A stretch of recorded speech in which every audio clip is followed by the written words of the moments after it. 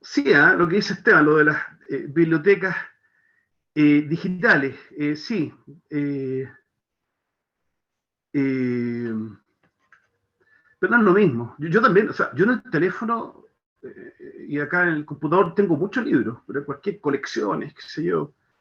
En filosofía, por ejemplo, tengo harto libro, pero no es lo mismo nunca, ¿no? No es como tener el libro en la mano, eso es distinto. Ahora, como consulta, y de repente, porque no te queda otra, porque no tienes dónde encontrar un libro, digitalmente ya lo guardas. Pero visto sí, claro, pero de ahí a tener el libro ya todo digital, yo no lo veo, yo no lo veo al menos. No, no, no. Apuntes pueden ser cosas así. Pero aún así, yo los apuntes los imprimo, los fui a leerlos impresos, así, en lugar de estos computadores. Bueno, a lo mejor es maña mía. Bien, voy a compartir el PPT para abordar el tema de hoy. Sí, sí, eso pasa. Lo que estoy chato del PC, yo también.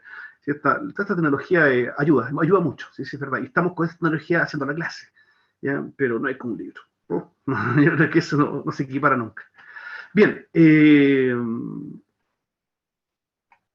voy a compartir el PPT para abordar el tercer tema de esta unidad, que es la revolución industrial. ¿Ya? Espérenme, estoy con Zoom, que me confundo aquí. Acuérdense que yo dejo espérenme, de verlos, ¿ya? Entonces, cualquier pregunta me la hacen con el micrófono porque el chat ya, a contar este minuto ya no lo puedo ver, ¿ya? De mañana estoy en unas capacitaciones que me enseñan a superar ese problema, pero no caché nada, no capté. Entonces, lo más práctico me dicen tener dos computadores, pero mucha acuática, dejemos así nomás. Por último, usan el micrófono más y me hacen alguna pregunta ahí. Bien, vamos a esta tercera parte. Tenemos una romántica escena de el París de fines del siglo XIX. Muy clásico. Bueno, siempre poner este tipo de escena, este tipo de foto, porque representa mucho lo que fue aquella época. También conocida, especialmente al final del siglo XIX, en Francia, se le conoció como la Belle Époque. La Belle Époque, la bella época. La bella época. Un periodo hermoso, la verdad. Muy, muy romántico, muy elegante, qué sé yo. Vamos revisando. La revolución industrial. Yo creo que cada vez que sale la revolución industrial, cualquier poca historia pone la típica locomotora, típico, es como icónico el tema, poner la locomotora. Porque es un medio que fue muy importante en esta época, pero hay muchas más cosas, hay mucho más. Algunos países europeos experimentaron una serie de cambios que acabaron con las viejas estructuras económicas y sociales heredadas de los siglos anteriores. Esto de la revolución industrial se enmarca dentro de los siglos XVIII y XIX. Recuerdo con unas clases de atrás que me preguntaba a qué años corresponde eso. Igual lo vuelvo a repetir porque nos falta el que se pierde un poquito. Siglo XVIII es los años 1700, ¿no? Por ahí. Es decir, esta primera revolución industrial se inicia más o menos, aproximadamente en torno a 1750, por ahí, y fuertemente en Inglaterra, en Gran Bretaña, ahí es donde la cosa se empieza a desarrollar más. Y se prolonga hacia el siglo XIX. Vamos a ver que son dos revoluciones industriales, ¿ya? Son dos revoluciones. La primera es más que nada el carbón, es más que nada de ese tipo. La segunda entra más la electricidad, ese tipo de energías. Tuvo lugar la mayor transformación desde los tiempos en que el hombre inventó la agricultura, la metalurgia, la escritura, la ciudad y el Estado. O sea, de lo que está nombrado ahí, agricultura, metalurgia, escritura, ciudad y Estado, y fueron grandes cambios en la humanidad que provocaron puntos de inflexión. Habría que quizás agregar ahí la invención de la imprenta, ¿no es cierto?, en 1553 por Wittenberg. Eh, eh, la invención de la ballesta, qué sé yo, habría que poner varias ahí. Pero la revolución industrial fue un cambio dramático. Si lo queremos así explicar matemáticamente, es un punto de inflexión, pero potentísimo, ¿ya? Nunca en la historia de la humanidad se había producido un cambio de este orden tan fuerte, tan impactante. ¿Ya? Impactó hondamente, pero no solamente el campo tecnológico, sino también la vida social. La vida social se trastorna totalmente con la revolución industrial. La vida que llevamos nosotros ahora también es fuerte, ¿eh? O sea, nosotros estamos con cambios muy potentes y yo a la edad que tengo también he tenido que ver cambios tremendos. O sea, yo les juro que de niño jamás me hubiese imaginado hablar por un celular. Eso no se me hubiera ocurrido. Cuando estaba más grande lo intuí. Algún día yo creo que va a llegar algo por el estilo, ¿ya? Pero ya lo he imaginado como son los celulares, con todo lo que tienen, no lo he imaginado jamás. Sí, es fuerte para esto ahora, digamos, es fuerte esto, ¿ya? Imagínense, el siglo XIX fue mucho más potente, ¿ya?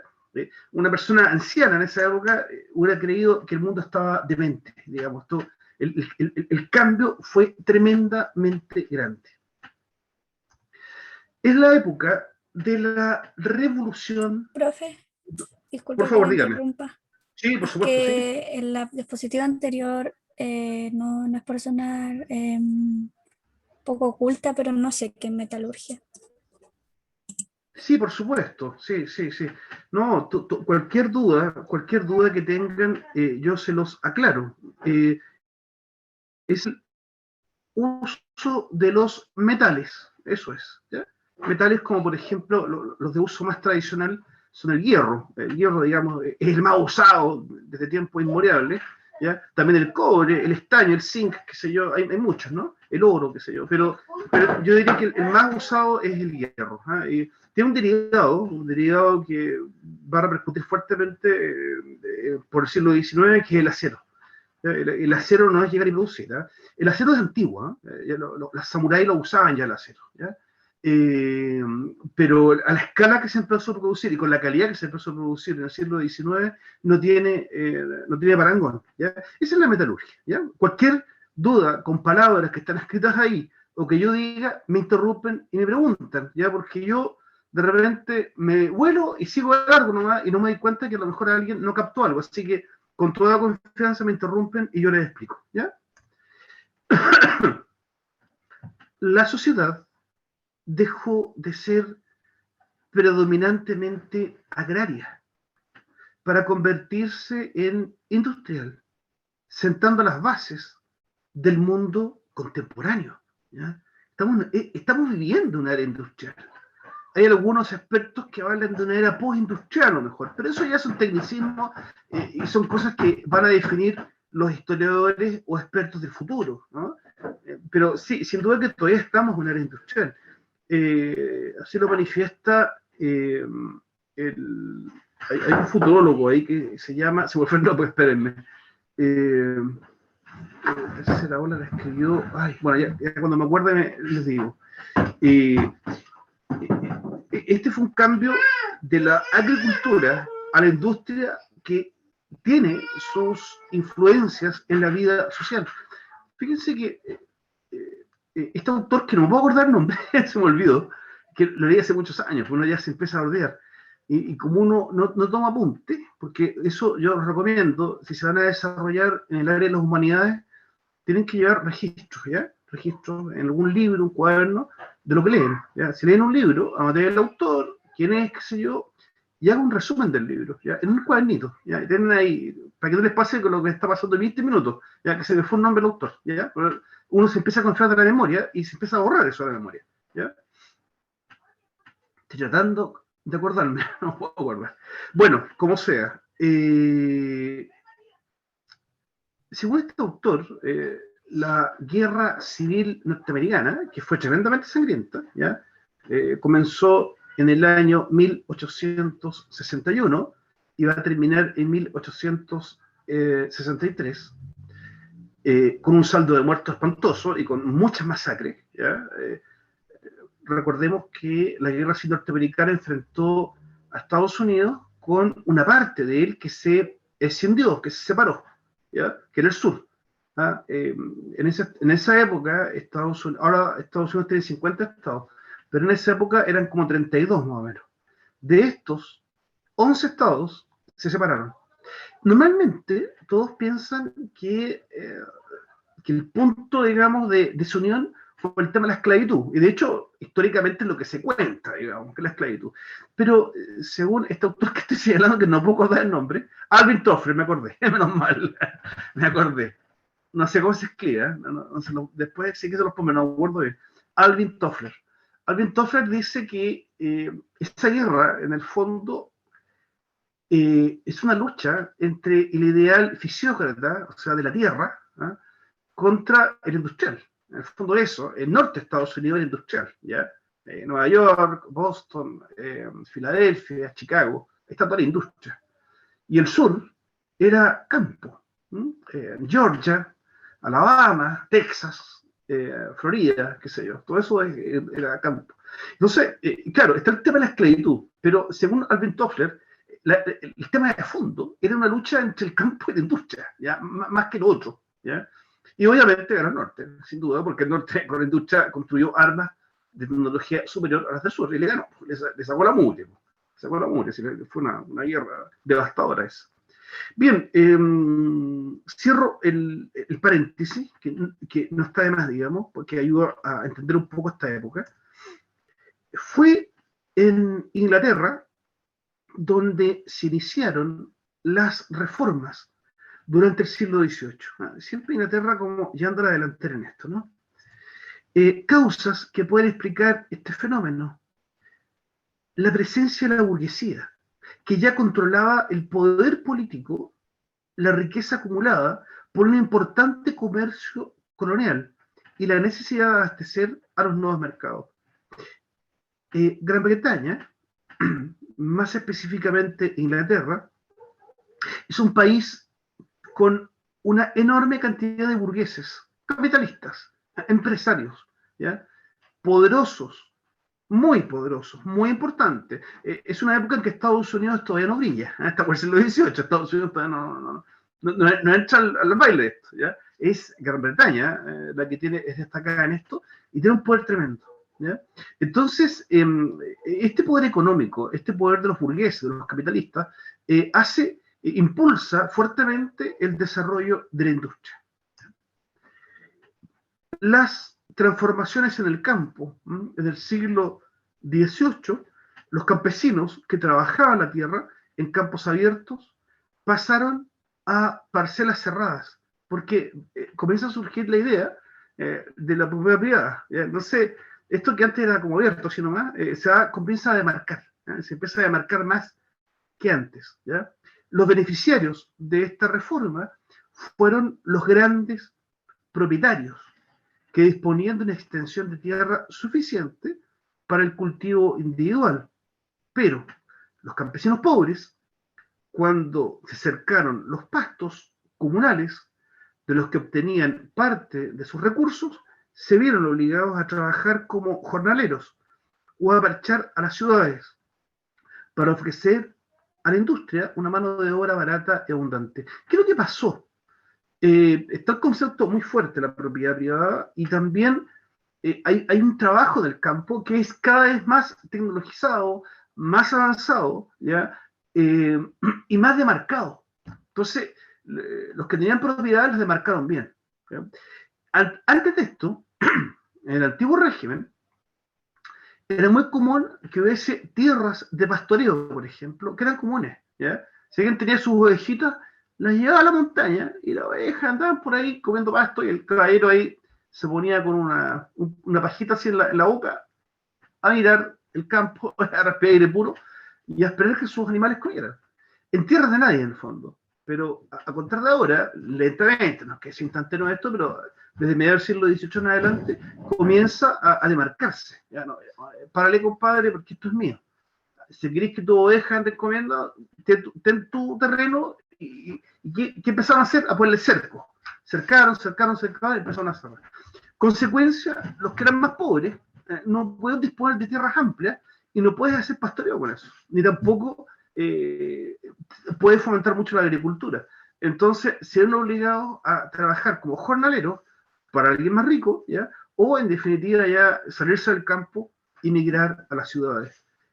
Dicho sea de paso, ese proceso no fue fácil, fue dramático. Estos pobres hombres eran ignorantes y pobres, y llegaron a las ciudades que se empezaron a transformar en verdaderos monstruos. No son las ciudades de antes, que eran pequeñas, ¿ya? Son ciudades que están creciendo mucho y estos pobres campesinos llegan a vivir en condiciones paupérrimas en los alrededores de las ciudades. Es un proceso que comienza lentamente a darse desde el siglo XVIII hacia el siglo XIX. En Inglaterra, el uso de abonos permitió suprimir el barbecho. El barbecho es una técnica agrícola en que el cultivo lo vas sustituyendo y lo vas pasando de un potrero a otro. Entonces, cuando un potrero queda en barbecho, es que está detenido. De esa forma se recupera. Ya estoy repitiendo un poco los términos campesinos, ¿no? Que alguna vez escuché cuando era niño. El pedazo de tierra se recupera. ¿Ya? Cae lluvia, los animales defecan arriba, eso se abona, qué sé yo, los pajaritos escarban ahí y la tierra, por toda esta dinámica biológica, la tierra se va recuperando. ¿Ya? Entonces, 2 o 3 años más tarde, puedes volver a cultivar ahí. ¿No? Pasas el arado, le tiras semilla y plantas trigo o cebada o lo que sea, qué sé yo. Lo puedes plantar de nuevo ahí. ¿Ya? Es el barbecho. ¿Ya? Pero ahora, como hay abonos, hay nuevas técnicas, puedes prescindir del barbecho. ¿Ya? Se pueden usar otras técnicas. Paralelamente, se perfeccionaron los antiguos aperos, como el arado, al que se añadió una reja triangular. Se introdujeron nuevos cultivos. Lo anterior primero. Hay cambios tecnológicos. ¿Ya? Hay técnicas que ya empiezan a ser más avanzados y que permiten sacarle más provecho a la tierra. ¿Ya? Y lo otro es que se introducen nuevos cultivos. ¿Ya? El maíz, ¿no? Que llega de América, concretamente de Centroamérica, de Norteamérica, de ahí llega el maíz, el choclo, digamos. ¿Ya? Y la patata, que es 100% americana, está en toda América, pero hay que ser sincero de que la papa es chilena. ¿No? La papa vino de Chiloé, de ahí viene la papa. Esto por estudios que existen de ADN, que se han estudiado, y es casi confirmado que la papa es chilota. Y de Chiloé fue el resto de Chile. Estoy hablando siglos atrás, muchos siglos atrás. De Chiloé, antes de llegar a los españoles, digamos. De Chiloé pasó al resto de Chile, o lo que ahora llamamos Chile, y de ahí al resto de América, hasta Norteamérica, digamos, pero el origen estaría acá. Estas papas llegan también a Europa, ¿ya? Y se las empiezan a cultivar, igual que el maíz, ¿ya? Esto enriquece también la dieta, ¿no? De la gente, que no es un tema menor, ¿eh? La gente está mejor nutrida, ¿ya? Porque tiene mayor variedad de alimentos, ¿ya? Que consumir. No es un tema menor, es muy importante. Y algo más tarde comenzó la utilización de máquinas, ¿ya? Maquinarias para sembrar, cegar o trillar. No como las que conocemos hoy en día, obviamente, pero sí una cierta tecnología que permitió tecnologizar todos estos procesos. Estas innovaciones en la agricultura produjeron consecuencias importantes. En primer lugar, el aumento de la producción. ¿Ya? Aquí ahora estamos hablando de una mega producción. ¿Ya? Estamos hablando de que un productor puede sacar miles de quintales de trigo, ¿ya? Inmensas bodegas. ¿Ya? Y esto, bajo los nuevos conceptos que hay, va a permitir el comercio, ¿no? Entre países, entre empresarios, qué sé yo, y este nuevo concepto de mercado, ¿no? Que empieza a surgir, el mercado, ¿no? El mercado, las exportaciones, importaciones, traspaso de bienes y servicios de aquí a generarse este mundo como el que estamos ahora, que es la economía de mercado, ¿ya? Concepto del cliente y la tienda de venta y de los precios y toda esa dinámica como la que funcionamos hoy en día, que obviamente la de hoy es muy avanzada y muy tecnologizada por lo demás. Yo de hecho en lo personal uso únicamente tarjeta de crédito, casi no uso billetes ya, ¿no? Porque estamos en una era muy avanzada, ¿no? Y segundo, la disminución de la población dedicada a los trabajos agrícolas, ¿no? La gente ya no está trabajando en los campos, ¿no? La gente se fue a las ciudades. Los campos antes estaban muy llenos de gente, muy llenos de gente. Si ustedes van a ver, Buin, de Buin hacia el oeste está Maipo. De Maipo hacia el sur hay un lugar que se llama Viluco, son por lados chicos. De Viluco siguen por huellas así, entre bosques, y hay un lugar que se llama Campuzano. Entre los árboles, entre Ah, nada. el valle, profe. El valle de Campuzano. Campuzano, sí. En medio de pequeñas huellas, un auto apenas pasa por ahí. De repente uno se encuentra una iglesia que parece una catedral, la capilla de Campuzano, que es enorme. Entonces surge la pregunta: ¿a qué idiota se le ocurre construir una iglesia de este tamaño aquí en medio de la nada? Porque en esa época eso estaba lleno de gente, de campesinos. Ahora está todo tecnologizado, no vive nadie ahí, son puras parcelas de agrado, ¿ya? Y está esa iglesia ahí que la ocupan ahora gente de otro tipo, gente ahora que vive en parcelas de agrado, digamos, que esos van a misa a ese lugar, ¿ya? Pero antiguamente no, eran los campesinos, ¿ya? Que estaban por miles, ¿no es cierto?, ocupando sus lugares y que trabajaban las tierras, ¿ya? Y acudían a misa a ese lugar. Yo, ¿para qué les cuento? Me gozo cuando encuentro un lugar así, digamos, que está perdido en el tiempo. Y de hecho, adentro, hasta hace un año atrás, todavía están conservados un montón de cosas de hace 150 años atrás. Están todavía ahí, detenido el tiempo. Uno se metía a esa iglesia y el tiempo estaba congelado adentro, congelado.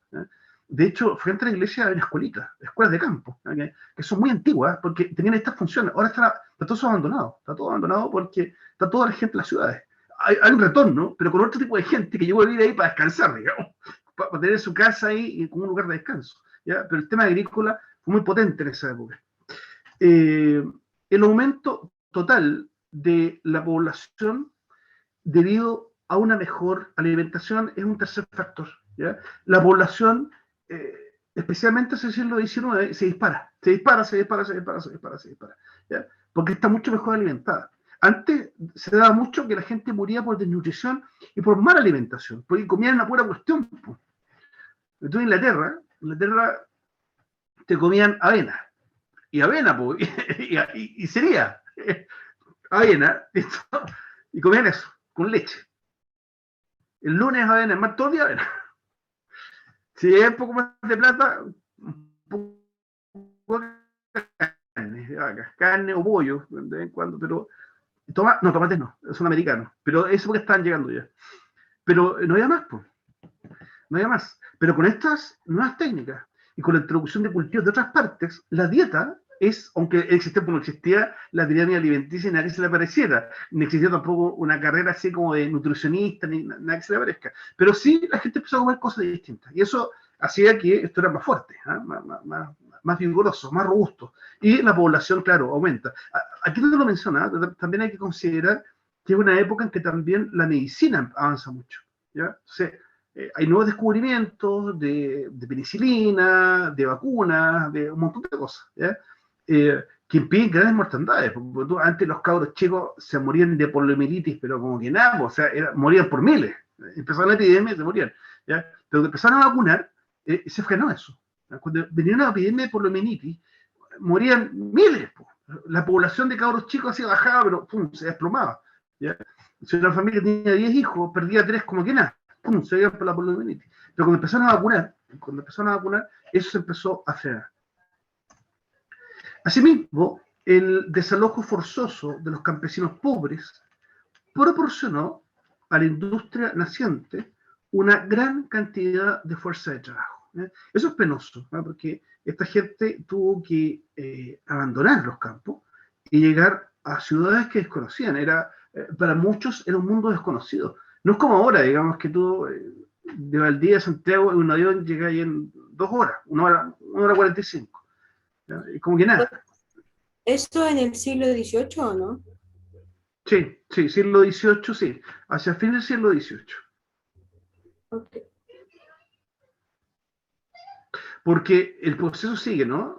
A contar de comienzo del siglo XIX, sigue el proceso. O sea, no es que se produzcan cambios en un solo año, sino que esto fue a lo largo de muchos años, ¿ya? Que se fue produciendo esta migración. Para mediados del siglo XIX, el tema ya es caótico. Ya tenemos las ciudades europeas llenas de gente, pero llenas de gente en la miseria, en la miseria. O sea, las ciudades, como la foto que vimos antes al principio, de esta, París, hermoso, pero en los alrededores, llenos de villas en la miseria más absoluta. Gente viviendo en el barro, en casas chicas, insalubres, la gente toda enferma. Era muy dramático. Lo mismo pasaba en Londres y en muchas ciudades europeas y también en Estados Unidos. Innovaciones técnicas en la industria. Gran Bretaña, dentro de ella Inglaterra, ¿no? Acuérdense que Gran Bretaña, igual se los recuerdo, se los dije hace unas semanas atrás, Gran Bretaña es un reino constituido por 3 países, Escocia, Inglaterra y Gales. ¿Ah? Acuérdense que en algún momento yo les recuerdo a eso. Vuelvo a leer. Gran Bretaña, y dentro de ella Inglaterra, fue la pionera de la revolución industrial. Había sido el centro de un triángulo comercial entre África, América y Asia, que cambiaba productos manufacturados por materias primas. ¿Ya?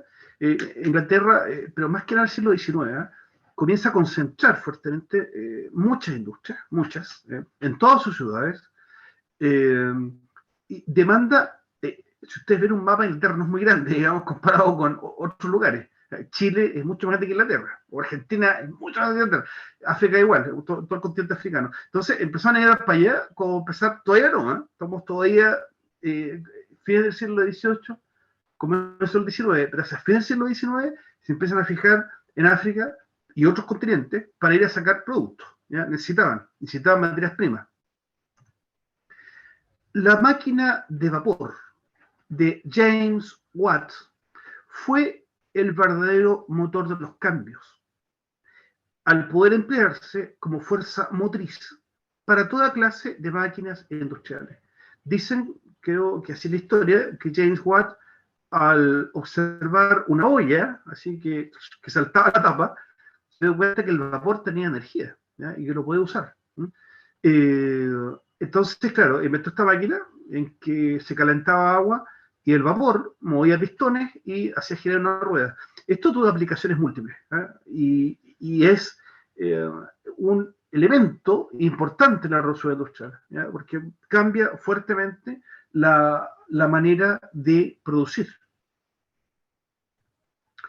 Los comerciantes manufactureros, que habitualmente proporcionaban la materia prima a los trabajadores para que trabajasen en sus domicilios, compraron los nuevos y eficaces telares y contrataron obreros para sus fábricas.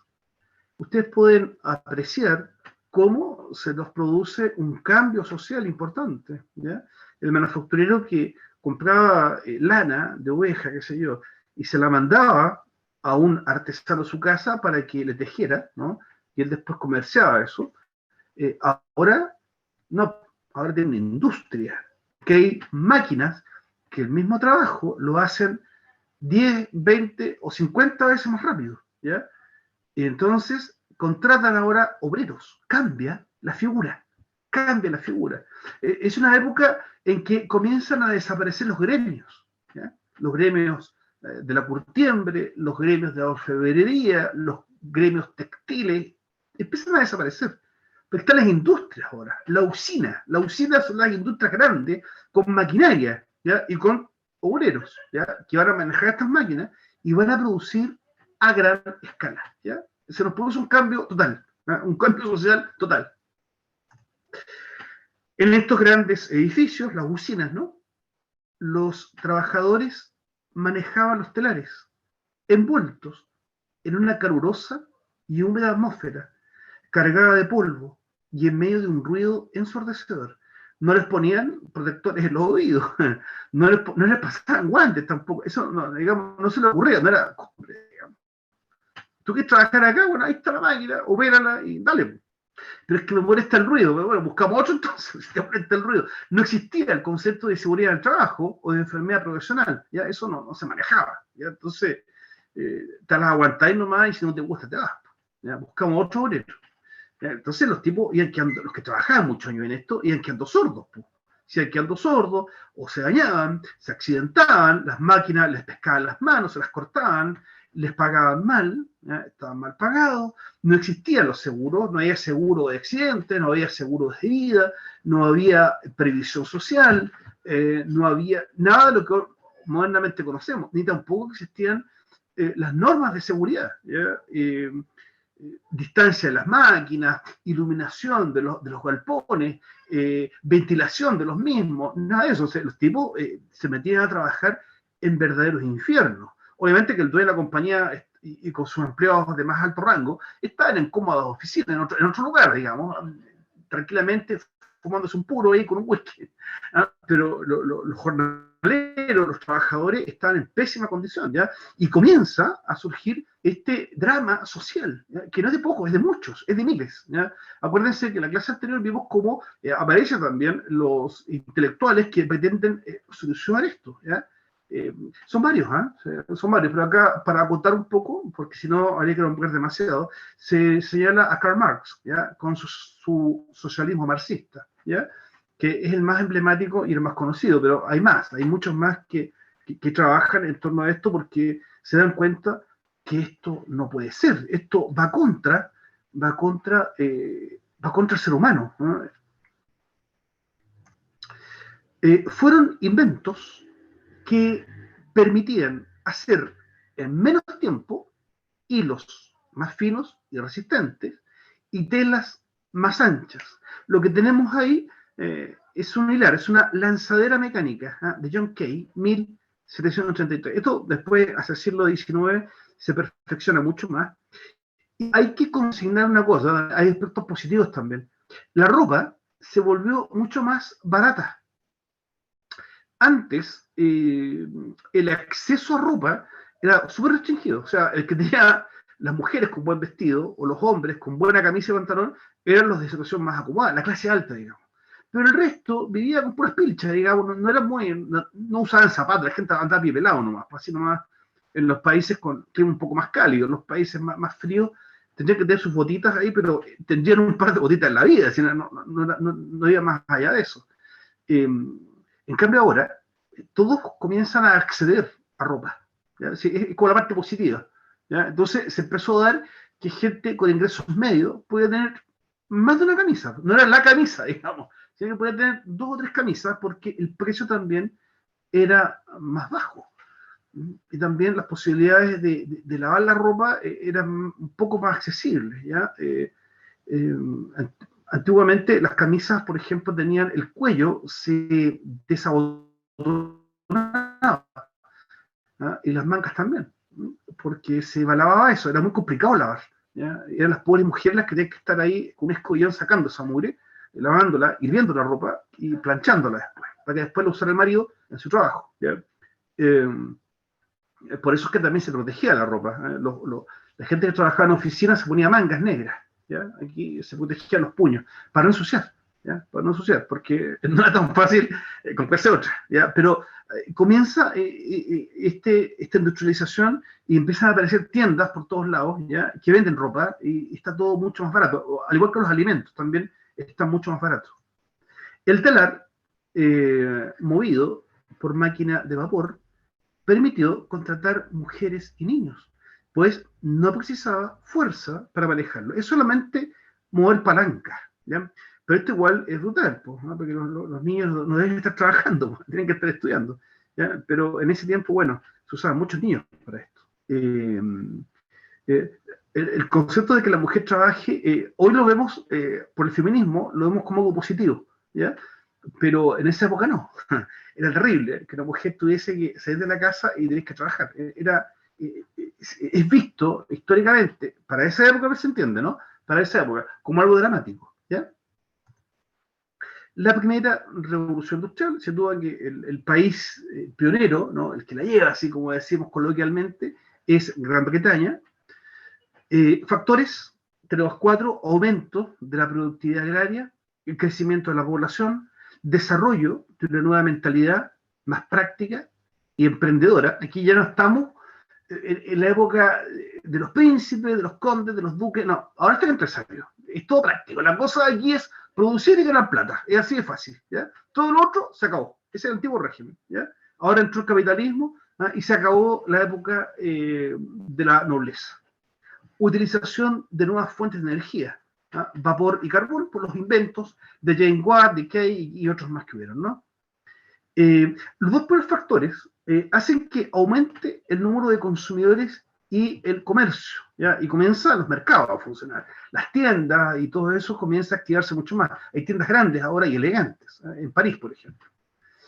Y hay más mano de obra, ¿eh? Emigración a las ciudades, ¿eh? Y comienza a llegar por miles migrantes que llegan a las grandes ciudades. Los sectores punta en esta época, que es la primera revolución industrial, vuelvo a señalar los años, mediados del siglo XVIII hacia comienzos del siglo XIX, 1820, 1840 aproximadamente, y lidera el algodón, especialmente, por ejemplo, en el sur de Estados Unidos, y la siderurgia y la minería, ¿ya?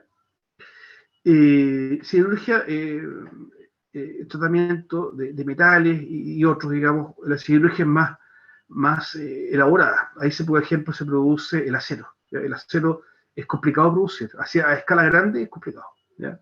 Se mezcla hierro con otros metales y se produce un metal que es muy duro, y muy resistente, ¿ya?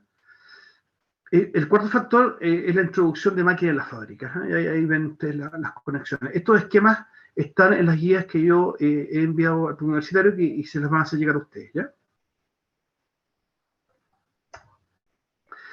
La industria siderúrgica.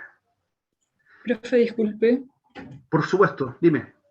en la diapositiva anterior decía sectores punta. ¿A qué se refiere con eso? ¿Como a lo que se producía a mayor escala? Claro, eran las industrias, claro, como tú bien dices, las que producían a mayor escala y más conocidas, ¿no? Era, como decimos así vulgarmente, donde estaba la papa, digamos, donde estaba la gran producción. Recordemos que el algodón, por ejemplo, en todos los estados del sur de Estados Unidos se producía gran cantidad de algodón, muchísimo.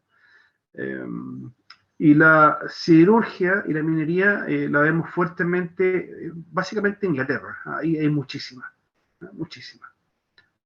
Esos son los sectores punta. Nuestro país, sí, dígame.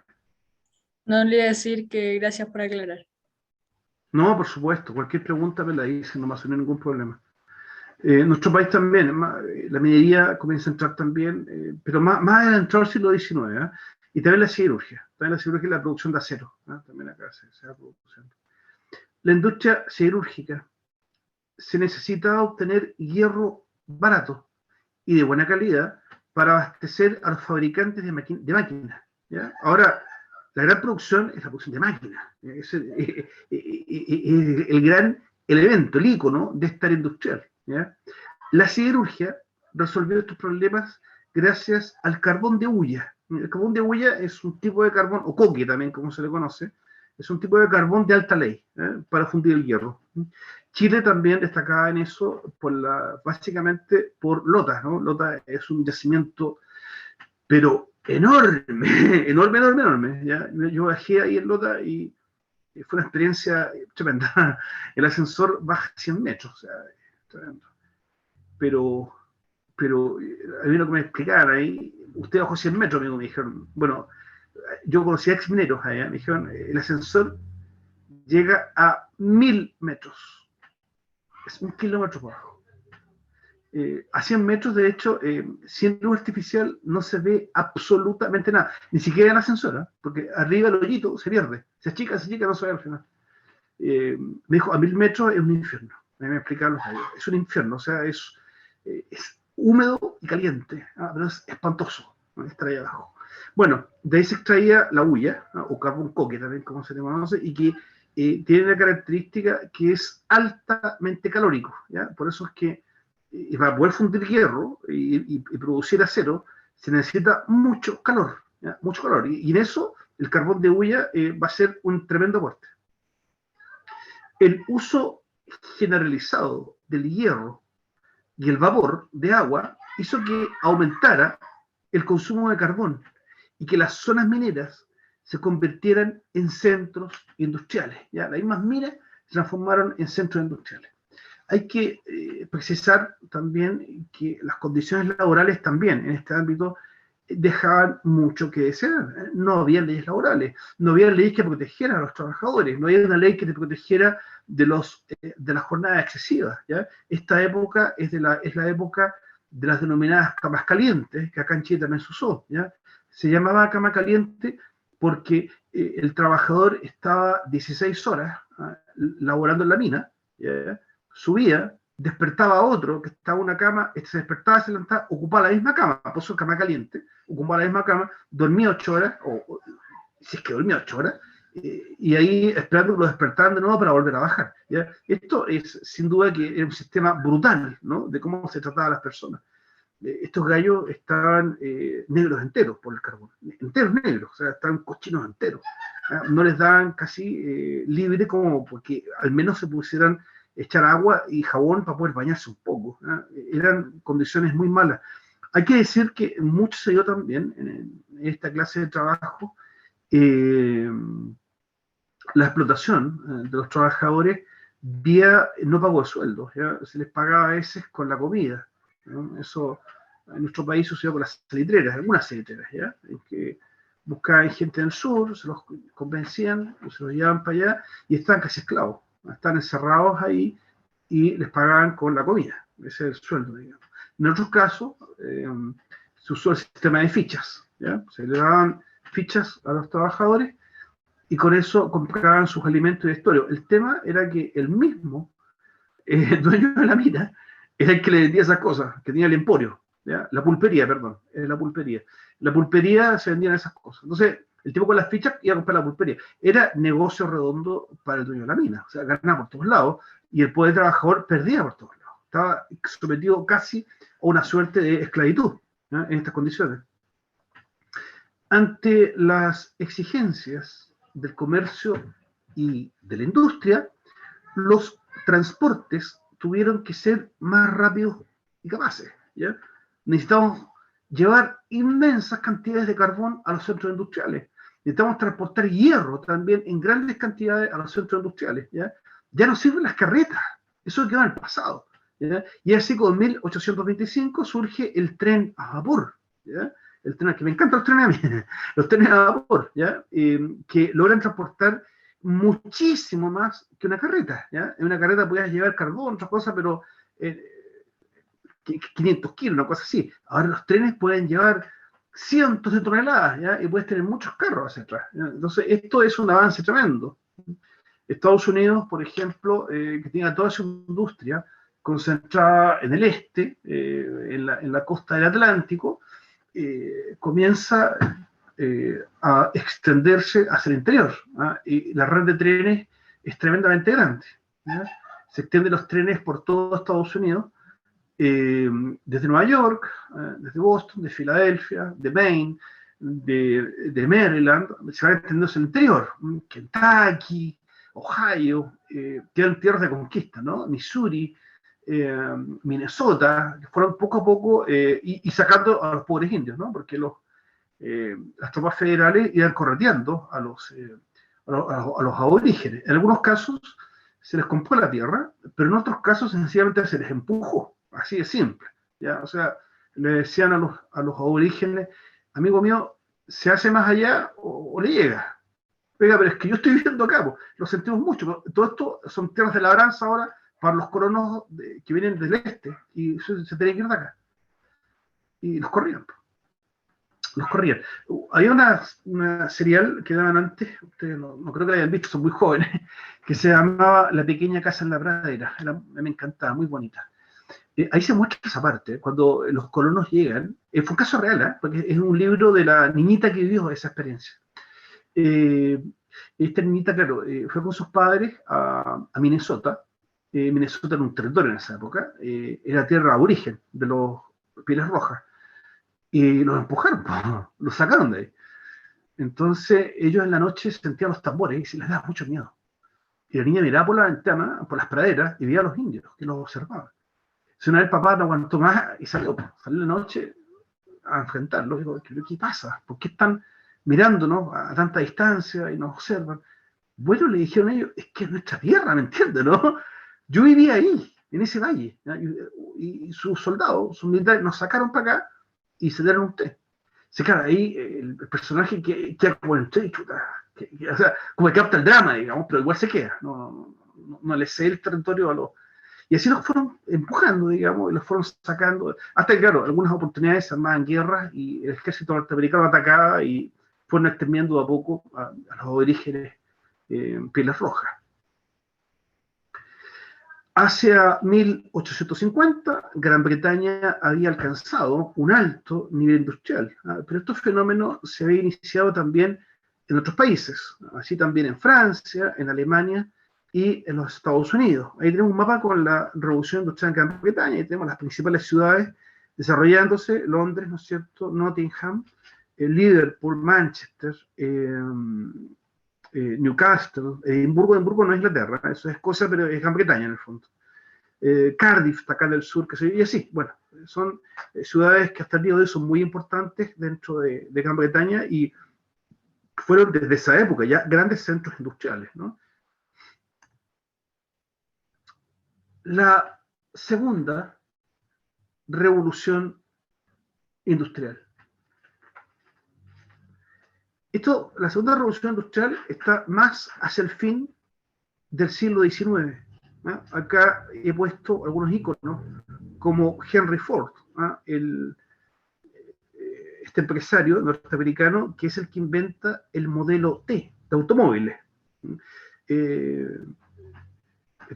Ya veremos ya que el automóvil surge de Inglaterra, ¿ya? Pero como un chiche, digamos, no pasaba de eso.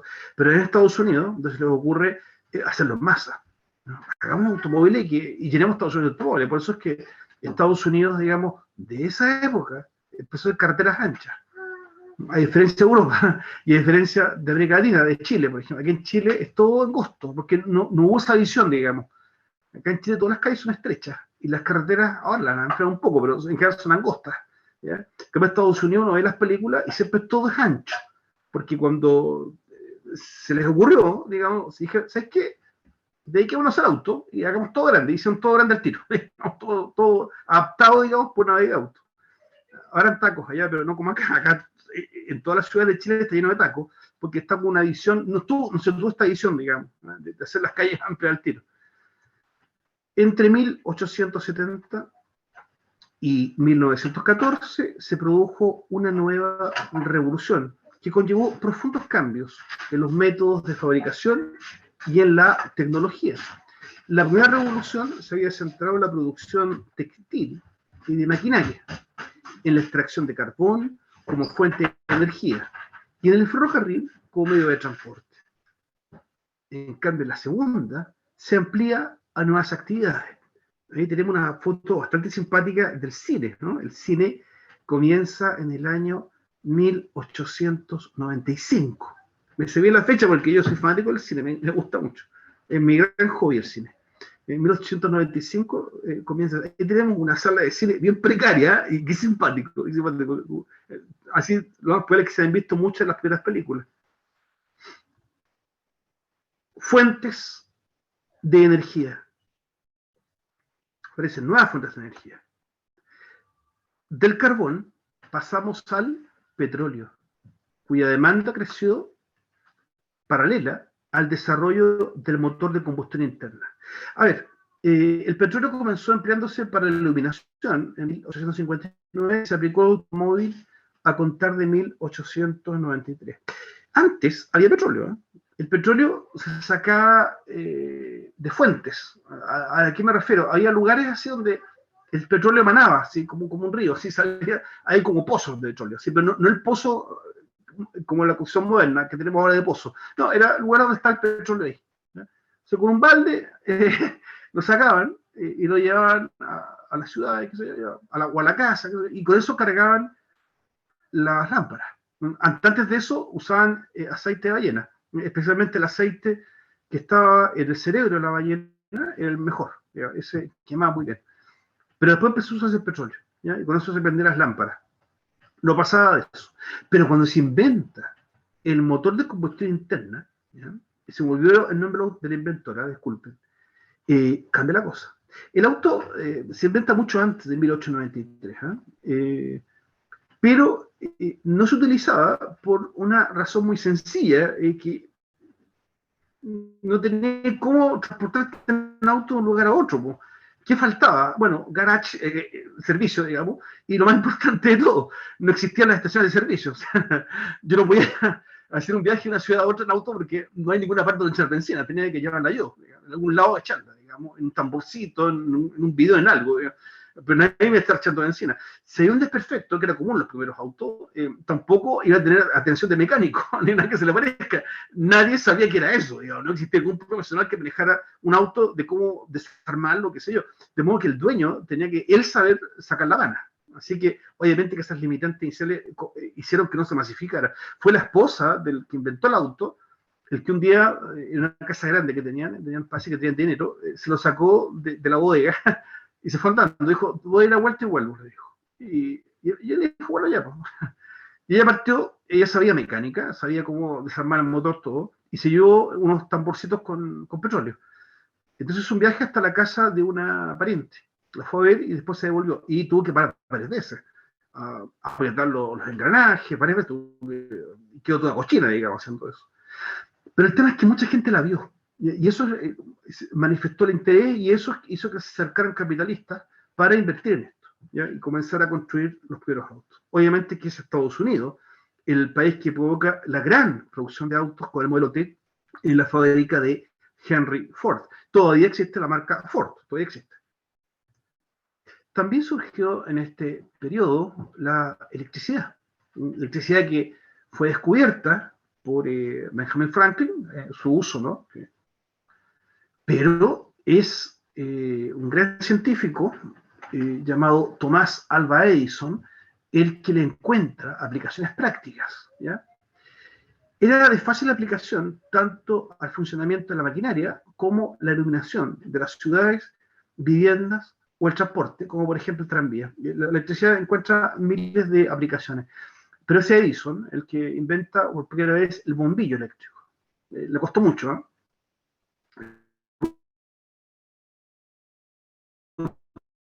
Mucho que no tener material, sino que el bombillo tiene que estar vacío. Eso es lo que no he captado, digamos. No es como los que tenemos ahora, ahora son todos económicos. El bombillo de Edison era distinto. Era un bombillo, pero una pelotita. Ya casi no se usan eso. Edison tenía un ayudante llamado Nikola Tesla, que logró un desarrollo mucho mayor. Hay una disputa ahí, en el sentido de cuál era el verdadero genio, si era Edison o era Tesla. La historia favoreció a Edison como el inventor de todo esto, pero dicen que la historia se equivocó, que en realidad el gran genio fue Tesla. Bueno, es una discusión que sigue abierta. Ahí vemos la primera vez que se pone iluminación pública. Esto fue en Nueva York.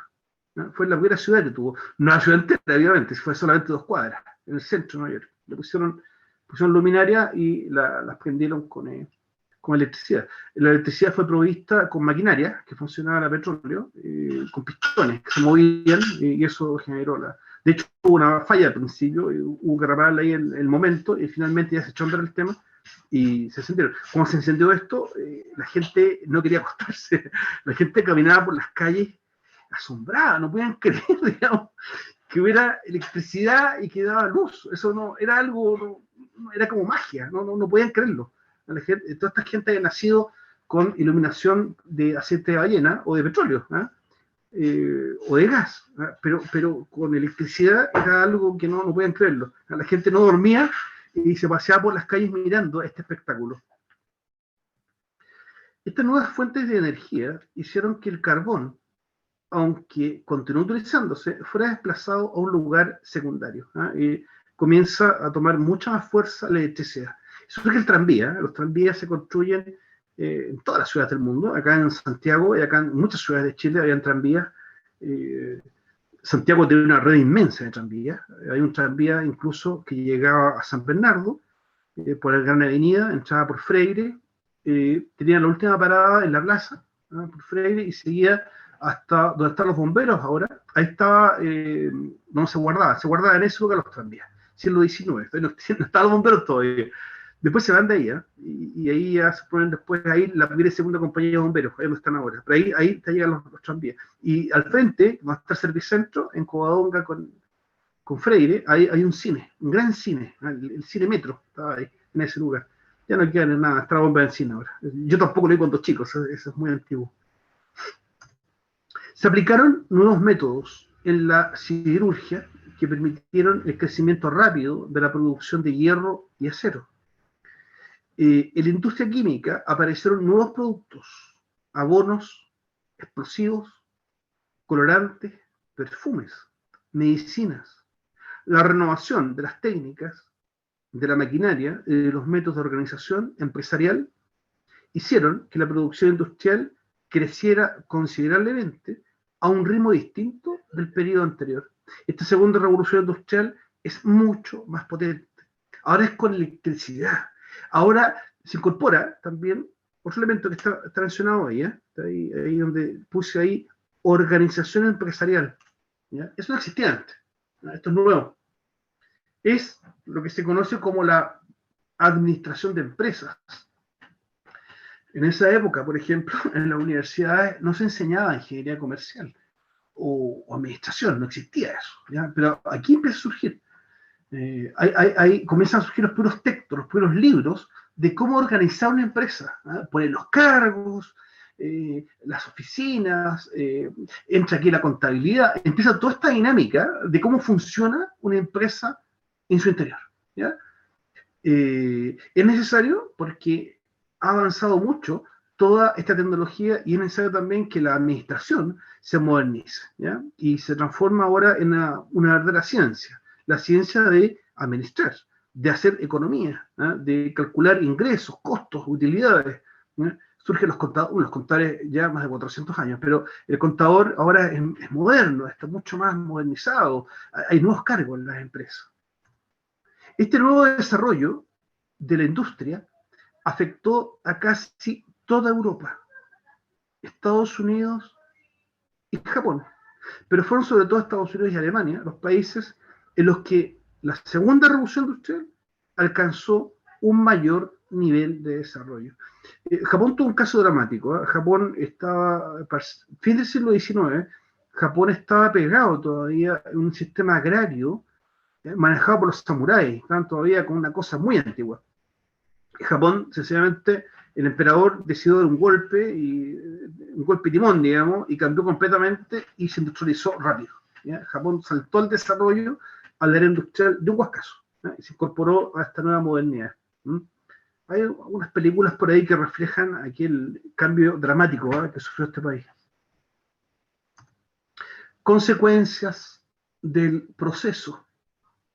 La nueva organización industrial atrajo a numerosos campesinos a las ciudades en busca de trabajo, cosa que ya en un par de oportunidades lo hemos señalado, ¿no? En clases anteriores, esta misma clase también. La migración de los campesinos que llegan a las ciudades. Estos pobres campesinos ni siquiera sabían lo que iban, no sabían lo que era trabajar en una industria, manejar una máquina. Era algo para ellos, era gente que labraba la tierra. Entonces fue algo muy, muy dramático para ellos. Estas ciudades industriales crecieron desorganizadamente alrededor de las fábricas. Algunas, como Liverpool o Londres, pasaron de 89.000 y 1 millón de habitantes, respectivamente, a 400.000 Liverpool y a 2.400.000 Londres. Hoy, para nosotros, una ciudad de 2.400.000 es nada, porque es una ciudad no muy grande, digamos. Pero en esa época, una ciudad de 2,5 millones es enorme para esa época. Incluso acá en Chile, que Chile es un país bastante pequeño, para nosotros también, Santiago tiene 6 millones de habitantes y las otras dos ciudades, el Gran Concepción y el Gran Valparaíso, tienen 1 millón de habitantes cada una, y como que nada, digamos, no se nos mueve una ceja con eso, pero en esa época, hablar de una ciudad de 1 millón de habitantes, era algo que no se imaginaba, era algo nuevo, eran ciudades demasiado grandes, y eso provocaba un caos tremendo, ¿ya? No estaban acostumbrados, la gente de esa época, a que las ciudades crecieran a semejantes tamaños.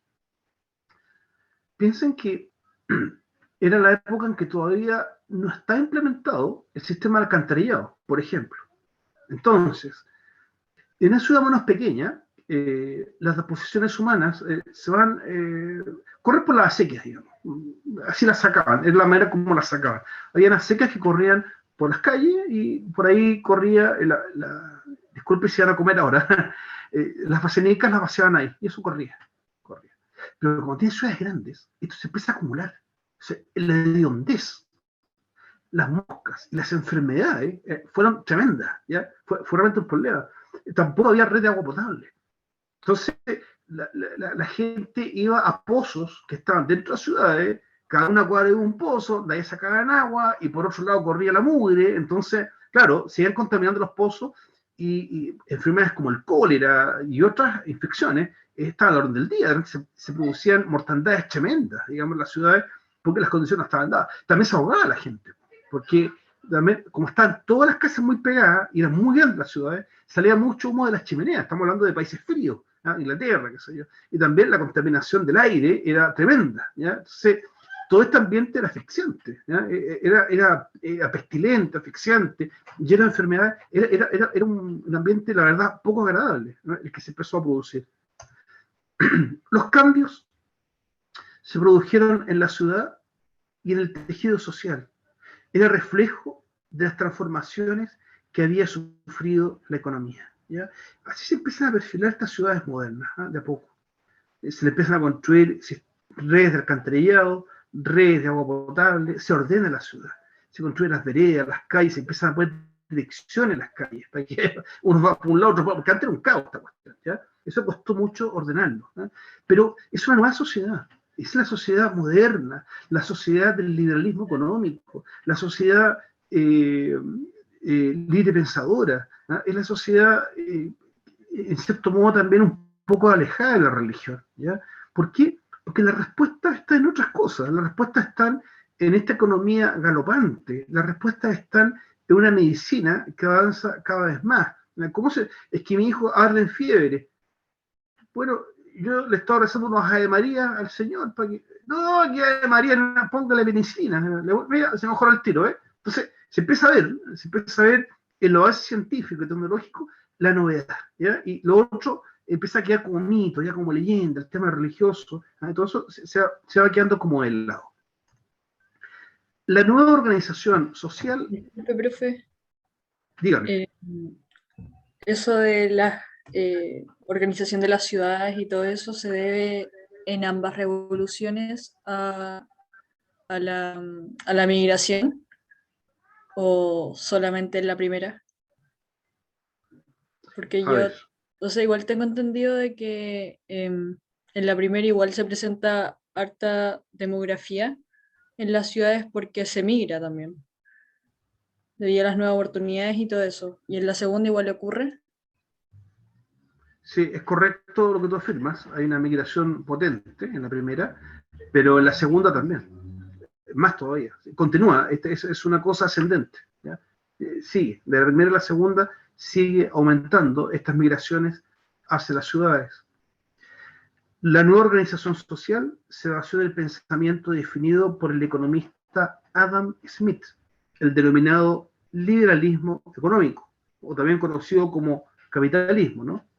Los empresarios eran los únicos responsables por la producción y tenían libertad para vender y comprar según la ley de la oferta y la demanda, que era lo que equilibraba la producción de las fábricas y el consumo de las personas. Esto era considerado un verdadero paraíso, o sea, tal como se confiaba, ¿no es cierto?, en los avances tecnológicos. Ahora puedo ir de París a Lyon en pocas horas porque hay trenes, ¿ya? No como antes que eran semanas a caballo. Ahora hay trenes rápidos que van a carbón, tal como ahora confío que hay medicinas, hay penicilina, hay vacunas, que me previenen las enfermedades, ya confío también en la medicina, hay un desarrollo intelectual, hay universidades más modernas, hay escuelas públicas, confío también en eso. También había confianza en este capitalismo.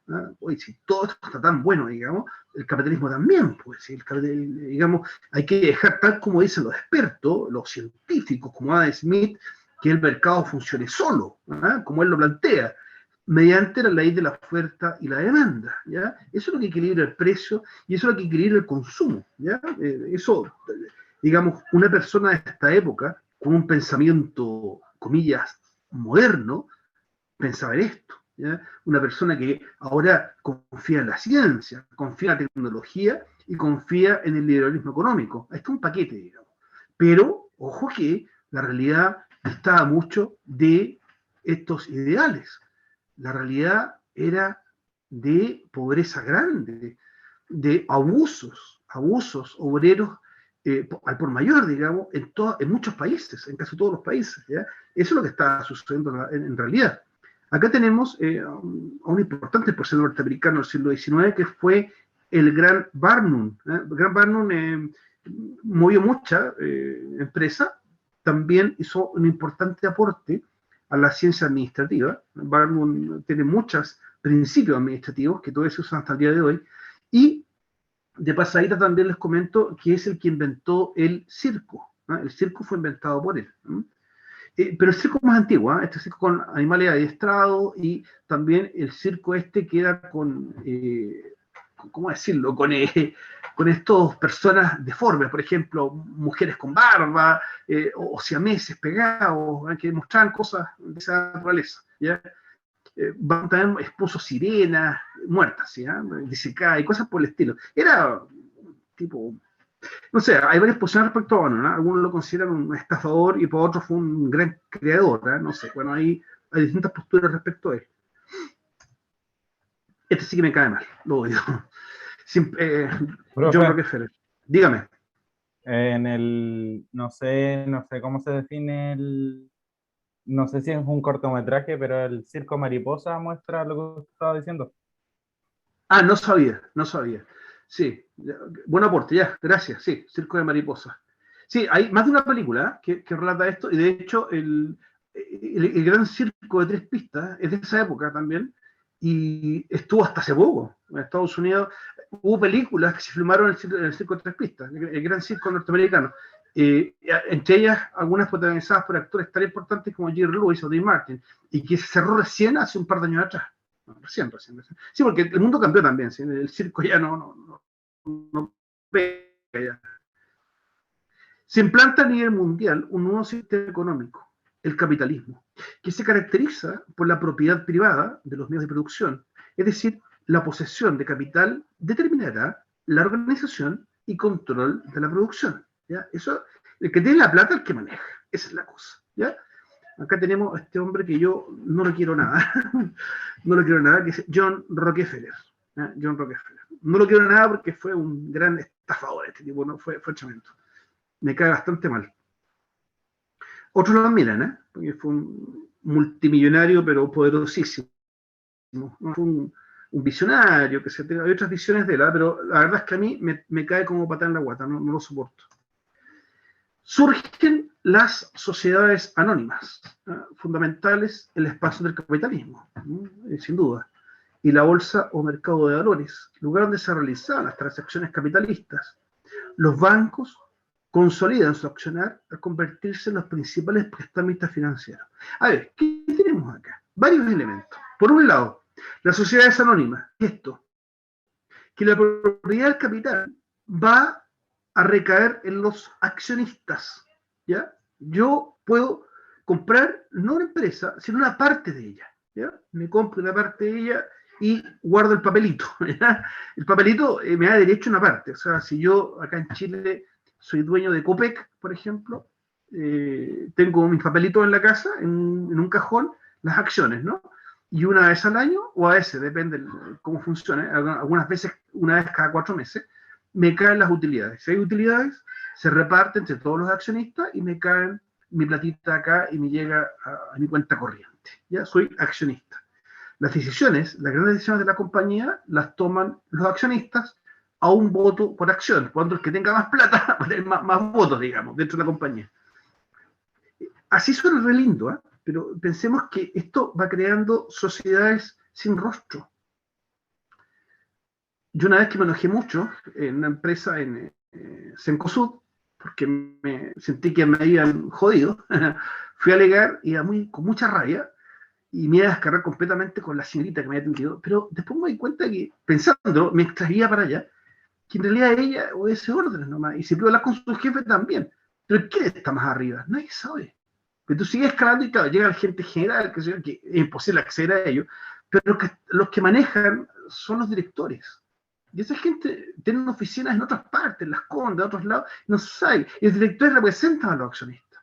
En el fondo, lo que tratan de hacer es que la compañía saque la mayor cantidad de utilidad para que los accionistas estén contentos. El fondo es eso, no es otra cosa que eso. La acción va a tener un doble valor.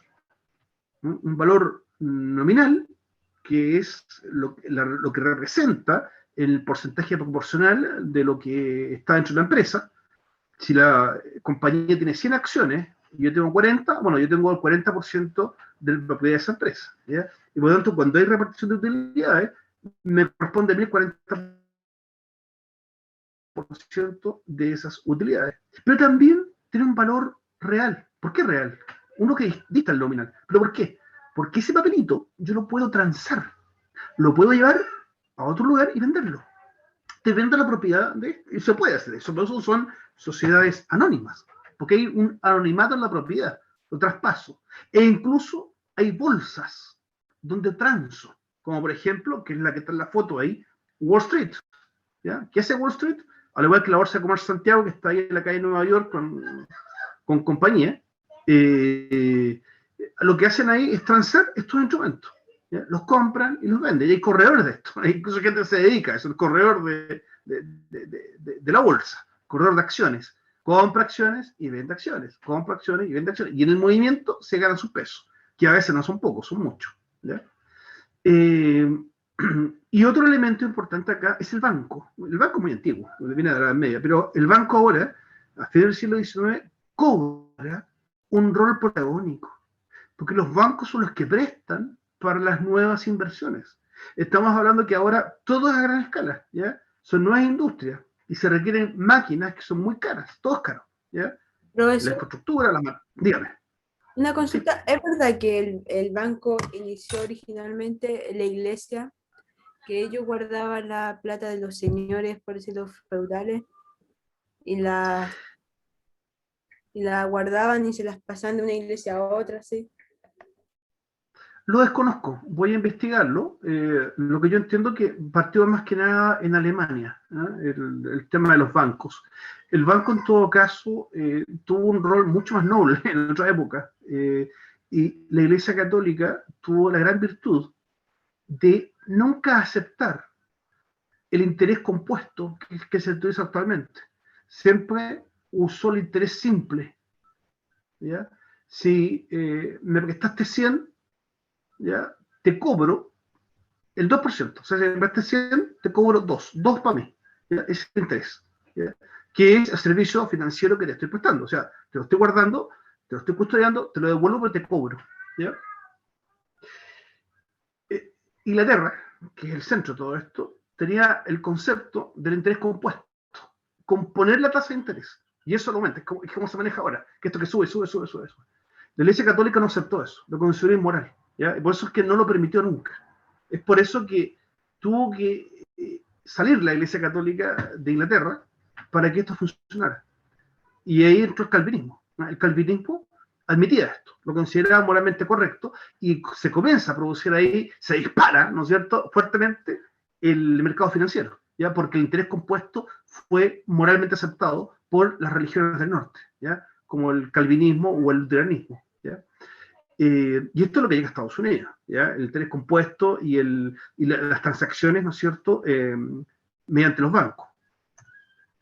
Acá tenemos otra ilustración, esta ilustración está en los apuntes que les he mandado, ¿no? El capitalismo está basado en el liberalismo económico de Adam Smith, como ya lo hemos señalado antes. El mercado, el que regula los intereses individuales mediante las leyes de la oferta y la demanda y satisface las necesidades generales, ¿ya?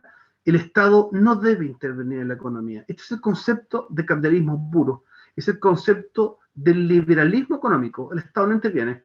Por eso que hoy se habla de neoliberalismo, porque el Estado sí tiene un rol, ¿no? Tiene un rol que varía del país, varía de las distintas ideas que hay respecto a eso, ¿ya? Por eso se le llama el neoliberalismo, ¿ya? Clases protagónicas, la burguesía y el proletariado. Están los dueños del capital y los que trabajan para los dueños del capital. Y se los desapareció la sociedad estamentaria antigua, ¿ya? El rey, el príncipe, el conde, el duque, y toda la cuestión, el rol que tiene la iglesia también y todo eso, y los vasallos. ¿Ya? Todo eso ya no existe ya. Ahora están los dueños del capital y los que trabajan para el dueño del capital. Bueno, ahí está lo otro que mencionábamos, el surgimiento de las sociedades anónimas, hay una tendencia a la concentración de las empresas, que lo vamos a señalar aquí a poco tiempo, ya, pero lo vamos a señalar ahora. Se termina esa economía de subsistencia que había antes, ahora es una economía de mercado, ¿ya?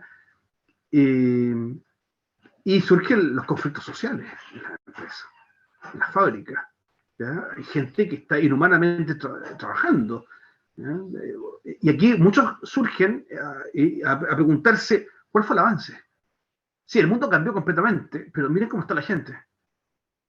Bueno, pero es que va a llegar un minuto que vamos a estar tan ricos que ellos también, pero ¿va a llegar ese minuto? ¿O es solamente una utopía?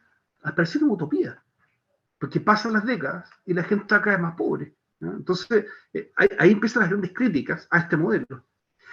Los enormes costos de producción, mantenimiento y renovación de las industrias requería inversiones muy elevadas que, con frecuencia, solo podían realizar los bancos, ¿no? Son los bancos los que prestan.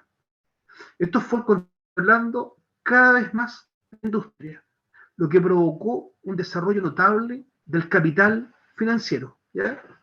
Surge el mercado financiero, es todo un ámbito nuevo, el del banco, el de la bolsa de comercio, el del mercado de valores, transar valores, ¿ya? Transar acciones, transar bonos, transar qué sé yo.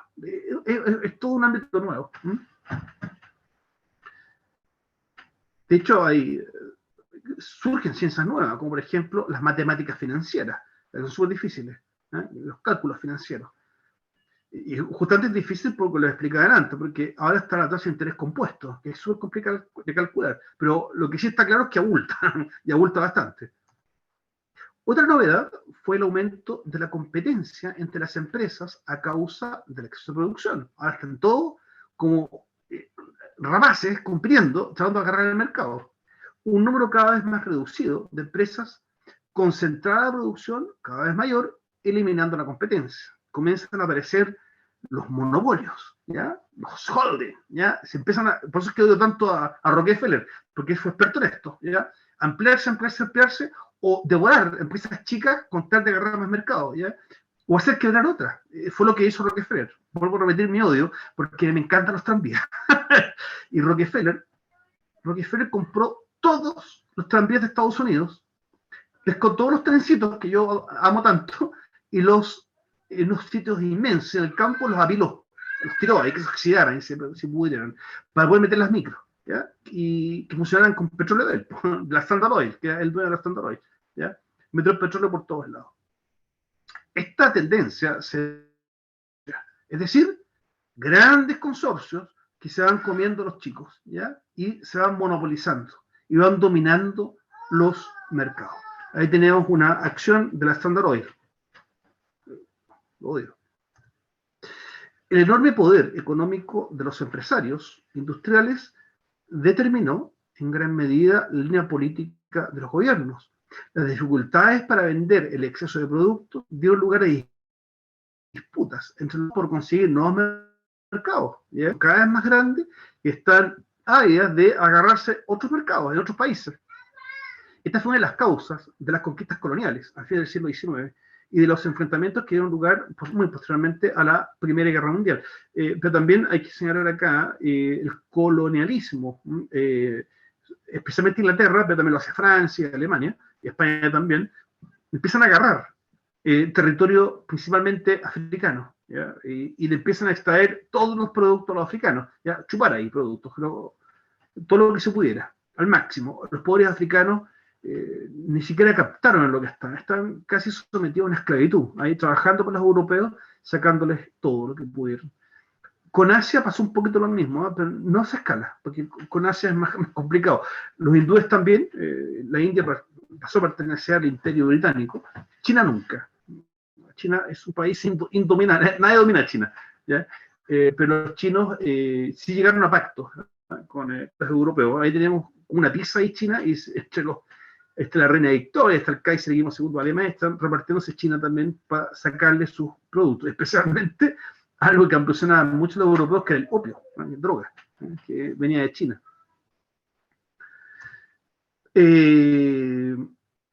Transformación espacial del capitalismo, cambio en la industria, necesidades de grandes inversiones.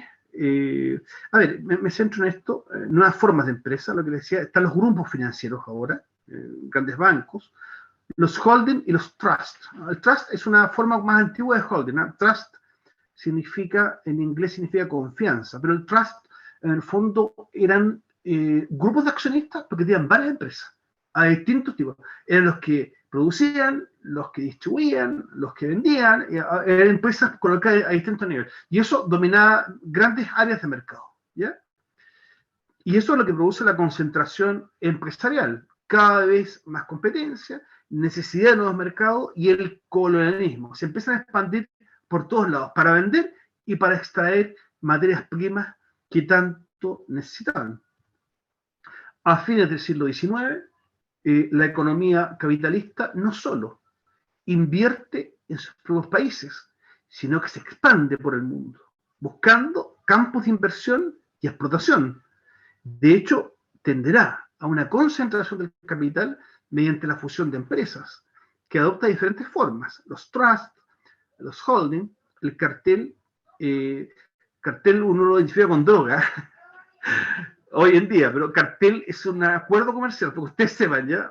Aprendan alguna hoy día, ¿ya? Un cartel lo jura que son acuerdos entre drogadictos, así, traficantes de drogas.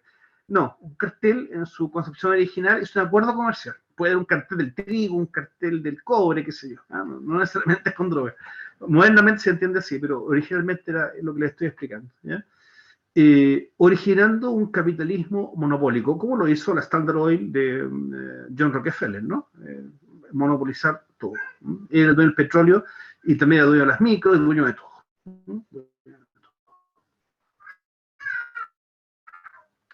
La superioridad tecnológica de los países capitalistas occidentales fue la responsable del establecimiento de una economía mundial especializada, una división del trabajo entre productores, de materias primas y el bloque de países industrializados, en donde el intercambio comercial acrecentaba progresivamente la brecha económica de unos y otros, aumentando la dependencia de los productos de materias primas. Los países capitalistas, lo que empieza a llamarse el primer mundo, domina el planeta, ¿ya? Contra los otros países, que son los que proveen materias primas, que normalmente están empobrecidos, tienen que vender barato y no les queda otra que venderle a los grandes países, ¿ya? Especialmente África. Pero también la situación se da de una forma similar en América Latina, ¿no? Chile tiene que vender salitre, ¿no? Vende salitre y otros productos también a Europa. Argentina, trigo, México, maíz, y qué sé yo. Y de esta época data ya esta dualidad, ¿no? Entre los países industrializados y los países productores de materias primas, ¿no? Que sin duda se produce un inmenso uso, ¿no? Un uso muy grande, ¿no? de esos hacia los países, que los van dejando poco a poco cada vez más empobrecidos, ¿no? Más reducidos. Hay nada más que a producir, monoproductores, producir lo poquito que tienen ahí y mantenerlos ahí porque es lo que les conviene, ¿no? Se nos desarma la sociedad estamentaria del antiguo régimen y ahora, bueno, obviamente que está la clase alta, que son los dueños del capital, La clase baja, que son los obreros, los que manejan estas industrias, y la clase media, que son los trabajadores cualificados. La clase media, los profesionales, los que tienen cargos en oficinas, los empleados, esa es la clase media. Muy parecido al esquema actual, digamos, no ha cambiado mucho, estamos siguiendo viendo la era industrial, y yo insisto en eso, estamos viendo la era industrial. Y así está, bueno, la sociedad, ¿no es cierto? Ahora es sociedad de clases, ¿no? Sociedad de clases. Y todos aspiran a entrar a ese bloque verde que está ahí, que es el AS1. ¿Eh? Todos que, soy AS1, estoy. A ver, ¿qué me falta para hacer un auto? Ya, ahora tengo el auto, soy AS1. Ya, es como el sueño, ¿no? El sueño del pibe. Llegar a ser AS1. Profe, Dime. yo creo que también el tema de la revolución industrial se nota más hoy en día por el tema del cambio climático. Sí, sí, claro. Sí, es todo un tema ese, ¿eh? El tema del cambio climático. Vamos a abordar más adelante. Agotamos el planeta, pues. Eso fue lo que pasó. Producto de todo esto, le empezamos a chupar por todos lados materias primas, le expulsamos contaminantes al mar y al aire con la estúpida idea de que aguantar, digamos. Si caía contaminantes al agua, el agua la disuelve. Las piensas, sigue ahí. Si le echamos gases a la atmósfera, no, es que la atmósfera se disuelve. No se disuelve. Los gases que echamos del siglo XIX están todavía en la atmósfera, están ahí. El CO2 está ahí todavía, el metano está ahí todavía, ¿ya? Y causando los estragos que estamos viendo ahora.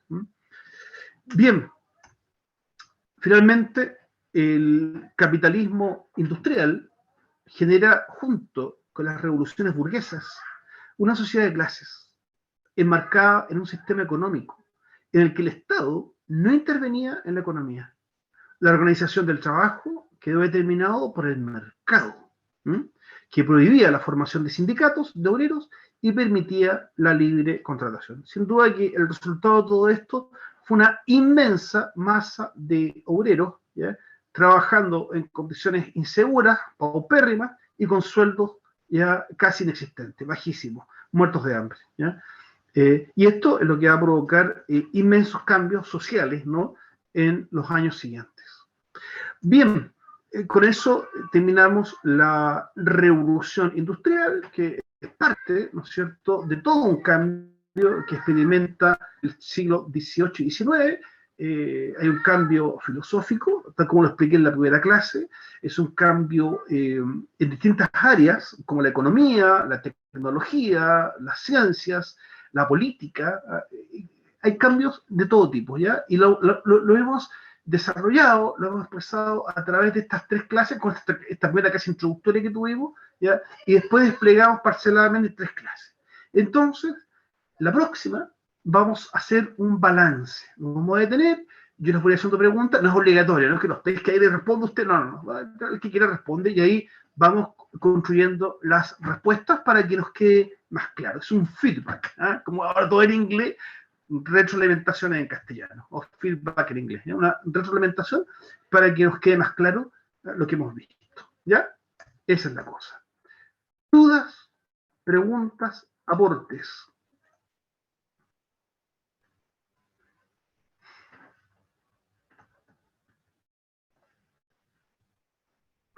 Ay, qué terrible, no he pasado la lista. Es lo que más odio. Lo tengo que hacer en todo lugar donde trabajo. En todas partes pasan listas. Yo cuando estuve en la Universidad Católica, hace muchos años atrás, no pasaban listas, fíjense. No se pasaba, ¿no? El que quería entrar a clase, qué lindo es este. Ahora, todos con listas, ¿no? Me desespera. Ya, chicos, ayúdenme con esto. Cristel Aguirre. No está, parece. Paloma Arancibia. Presente. Gracias. Felipe Asensio. Presente. Benjamín Barberena. Presente, profe. Perdón. Ese no ahí venía. Ya. Emily Becerra. Presente. Daniel Bravo. Presente. Mateo Busdon. Presente. Ignacio Campos. Presente. Esteban Carrillo. Presente. Paulina Carrasco, Presente. Nicoska Cartagena, Presente. Gianela Catalán, Presente. Lorena Cofré,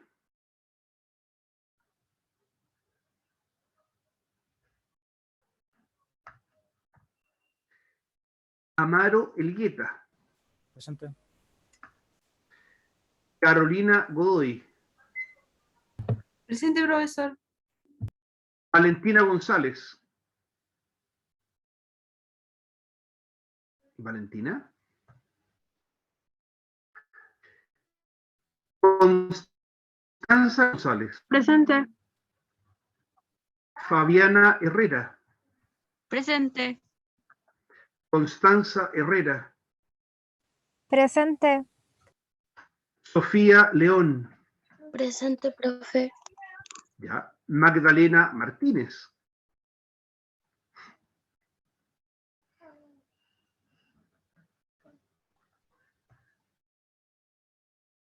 María Jesús Morales. Presente. Byron Neira. Presente. Gumercinda Núñez.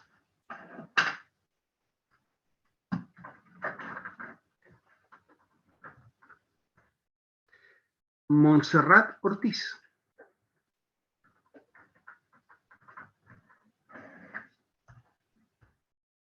Martín Osorio.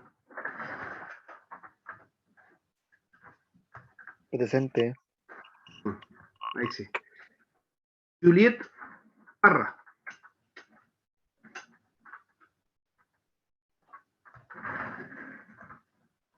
Agustín Peña.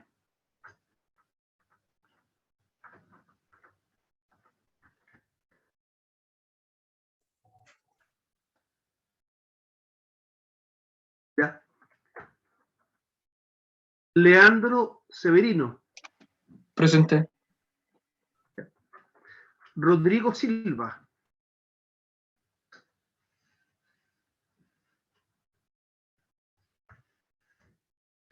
Joaquín Soto.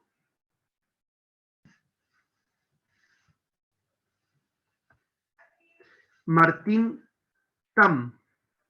Presente. Constanza Vázquez. Presente. Antonia Vega. Presente. Catalina Zúñiga. Presente. Montserrat Tapia. Presente. Martina Palacios. Presente. Constanza Ibáñez. Presente, profe. Listo. Bien. Ya es muy tarde ya. Vamos al partido de Chile mejor y conversamos relajadamente el próximo martes de lo que hemos visto hoy día. Yo voy a hacer preguntas y vamos revisando. Les mandé la información, ¿eh? Ojalá les llegue a tiempo para que revisen los apuntes, ¿ya? Que estén muy bien. Chao, nos vemos. Chao, profe. Cuídese. Profe, cuídese. Chao, profe. Chao, profe.